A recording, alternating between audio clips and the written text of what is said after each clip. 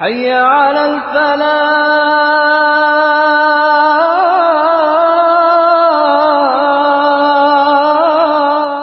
மறுமையில் மனிதன் கவரக்கூடிய காட்சிகள் ஒன்று என்ன தெரியுமா? அல்லாஹ் கூறுகிறான், யௌம தஷக்ககு ஸமாஉ பில் கமாம் வ நுஸ்ஸிலல் மலாயிகத்து தன்ஸீலா. மறுமையில் எல்லோரும் நிற்கும் பொழுது வானத்தை மேகங்கள் பிளந்து மலக்குகள் அணி அணியாக இறங்கிக் கொண்டிருப்பார்கள். அல் முல்கு யௌமைதினில் ஹக்கு லிர்ரஹ்மான். ஆட்சி அதிகாரம் எல்லாம் அந்த ரஹ்மான் ஒருவனுக்கு தான் உரித்தாக இருக்கும், யாரும் பேச முடியாது. அல் முல்கு யௌமைதினில் ஹக்கு லிர்ரஹ்மான். அந்த ரஹ்மானுக்கு தான் ஆட்சி அதிகாரம். வகான யௌமன் அலல் காஃபிரீன அஸீரா. காஃபிர்களுக்கு அது கடுமையான நாளாக இருக்கும். وَيَوْمَ يَعَضُّ الظَّالِمُ عَلَى يَدَيْهِ. அந்த நேரத்தில் அந்த காட்சியை பார்க்கக்கூடிய மனிதன் தன் விரல்களை கடிக்க ஆரம்பிப்பான். கடிச்சு கடிச்சு துப்ப ஆரம்பிச்சிருவான். என்ன நடக்குதுன்னு தெரியாது அவனுக்கு. அவன் அப்படி நிலையில் சொல்லுவான், யா லைத்தனி இத்தகல்து மஅ الرسول سبيلا. நாசமே, கேடே, நான் ரசூலுடைய வழியை பின்பற்றி இருக்க வேண்டுமே, அதை விட்டு விட்டேன். யா வைலதா லைத்தனி லம் அத்தகித் ஃபுலானன் خليلا. நாசமே, இப்படி ஒருவனை இந்த உலகத்தின் நண்பனாக எடுத்துக் கொள்ளாமல் இருந்திருக்க வேண்டுமே. லக்கத் அதல்லனி அனி الذிக்ரி பஅத இத் ஜாஅனி. எனக்கு நன்மை என்று போதிக்கப்பட்ட பிறகும் இவன் என்னை வழிகெடுத்து விட்டானே என்று சொல்லுவான். என்ன சொல்லுவான்? இதுவெல்லாம் தவறு என்று எனக்கு தெரியும், போதனை சொல்லப்பட்டது, ஆனால் இவனோ, இந்த நண்பனோ, இதெல்லாம் இந்த காலத்தில் தேவையா, வாடா அப்புறம் பார்த்துக்கலாம்னு சொல்லி அழைச்சிட்டு போயிட்டாரு. வகான ஷைத்தானு லில்-இன்சானி ஹதூலா. ஷைத்தான் மனிதனை ஏமாற்றக்கூடியவனாகத்தான் இருந்தார். யாருங்க ஷைத்தான்? யாருங்க ஷைத்தான்? ஷைத்தான் சில நேரத்தில் நம்மளோட இருப்பான், உருவத்திலே இருப்பான். அந்த ஷைத்தான் இவன் என்னை ஏமாற்றி விட்டாரே, வகான ஷைத்தானு லில்-இன்சானி ஹதூலா என்று அவன் சொல்லுவான். பல்லஹில்லாஹு யௌமைதின் பஅதுஹும் லிபஅத் அது. மறுமையில் எல்லா நண்பர்களும் விரோதிகளாக மாறிவிடுவார்கள், சிலரை தவிர. இல்லல் முத்தகீன். முத்தகீன்களை தவிர, அல்லாஹுவை அஞ்சி தன்னுடைய நட்பை வைத்துக் கொண்டவர்களை தவிர. அல்லாஹ்விற்காகவே அல்லாஹுவை இவன் எனக்கு நினைவுபடுத்துவான். அல்லாஹுவை மறக்கும் போது இவன் எனக்கு அல்லாஹுவை ஞாபகப்படுத்துவான். இவர்களோடு நான் இருந்தால் என் ரப்பை நான் மறக்க மாட்டேன் என்று எந்த ஒரு தோழமையை அவன் அமைத்தானோ அவர்கள் மட்டும் நண்பர்களாக நாளை மறுமையில் இருப்பார்கள்.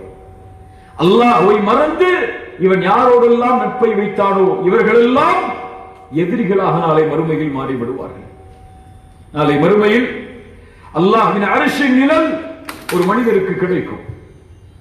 யாருக்கு? அவர் இருவருக்கு அல்லாஹ் தருவான் அந்த நிழலை. 7 கூட்டத்தார்களில் இந்த ஒரு கூட்டத்தார்களில் இருவருக்கு அல்லாஹ் தருவான்.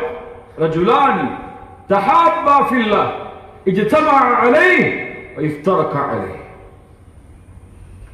அல்லாஹ்விற்காக நேசம் கொண்டவர்கள், அல்லாஹ்விற்காகவே நட்பை வைத்தவர்கள், அல்லாஹ்விற்காகவே பிரிந்தவர்கள்.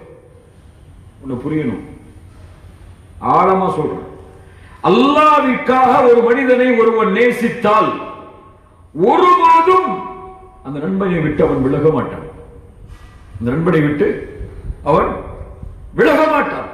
அவனிடத்திலிருந்து எந்த பிரதிபலன் இருந்தாலும், இல்லை என்றால் காசு கிடைச்சாலும் கண்ணியம் கிடைச்சாலும் கிடைக்கலனாலும் அந்த நட்பை அவன் விட்டு கொடுக்க மாட்டான், ஒருபோதும் பிரிய மாட்டான். பின்னாடி சில உதாரணங்கள் சொல்லும்போது உங்களுக்கு புரியும். ஆனால் ரசூலுல்லாஹி ஸல்லல்லாஹு அலைஹி வஸல்லம் சொன்ன இந்த ஹதீஸுடைய அர்த்தம் என்ன? அல்லாஹ்விற்காக நேசம் கொண்டு அல்லாஹ்விற்காக பிரிந்தவர்கள் என்றால் எதில் பிரிவார்கள்? அவர்கள் இந்த உலகத்திலே ஒரு விஷயம் அவர்களை பிரிக்கும், மௌத். மௌத்தாகும்போது பிரிஞ்சிடுவாங்க. ஆனால் மீண்டும் அவர்களை ஒன்று சேர்ப்பானல்ல இங்கே அர்ஷின் நிழல். அல்லாஹ்விற்காக நேசம் கொள்வது சுப்ஹானல்லாஹ், எவ்வளவு பெரிய கண்ணியத்திற்குரிய ஒரு செயல் தெரியுமா? அல்லாஹ்விற்காக ஒருவரை நேசித்து அவனோடு நட்பு கொண்டால் அவனோடு நாம் கழிக்கக்கூடிய ஒவ்வொரு நிமிடமும் அல்லாஹ்விடத்திலே அருளுக்குரியது. ரசூலுல்லாஹி ஸல்லல்லாஹு அலைஹி வஸல்லம் அவர்கள் சொன்னார்கள், ஒரு மனிதன் ஒரு ஊரை நோக்கி பயணமானான். அப்போது அல்லாஹ் ரப்பல் ஆலமீன் ஒரு மலக்கை அவனிடத்திலே அனுப்பினான். அனுப்பி கேட்டாரா, என்ன துரியல், எங்கே போகிறாய்? அவர் சொன்னார், இந்த ஊரில் என் நண்பன் ஒருவன் வசிக்கிறான், அவனை பார்ப்பதற்காக நான் போகிறேன். அவன் சொல்ல, அந்த மலக்கு கேட்டார் அவரிடத்தில், அந்த நண்பனை பார்க்க போகிறாயே, ஏதாவது உலக காரியங்கள் இருக்கிறதா அவனிடத்தில்? அதாவது காசு வாங்கணுமா, பணம் வாங்கணுமா, இல்ல பைக் வாங்கணுமா, எதுக்காக போற? அவன் சொன்னான், இல்ல அன்னி அஹ்பப்துஹு ஃபில்லாஹ், நான் அவனை அல்லாஹ்விற்காக நேசிக்கிறேன். அவ்வளவுதான். அவரை நான் சந்திக்க போறது காரணம் என்ன? அல்லாஹ்விற்காக அவரை நேசிக்கும் காரணத்தால் அவரை பார்க்க செல்கிறேன். அப்போது அந்த மலக்கு அவரிடத்தில் சொல்லுவார், அல்லாஹ்வின் புறத்திலிருந்து நான் உனக்கு தூதராக அனுப்பப்பட்டிருக்கிறேன் ஒரு செய்தியை சொல்லுவதற்கு. என்ன தெரியுமா? நிச்சயமாக அல்லாஹ் நீ எப்படி அவரை நேசித்தாயோ அதுபோல் உன்னையும் நேசிக்கிறாய். சுப்ஹானல்லாஹ். நீ எப்படி அல்லாஹ்விற்காக அந்த நண்பனை நேசித்தாயோ அது போன்ற அல்லாஹ் உன்னையும் நேசிக்கிறான். சுப்ஹானல்லாஹ். ஹய்ய அலல் ஃபலாஹ்.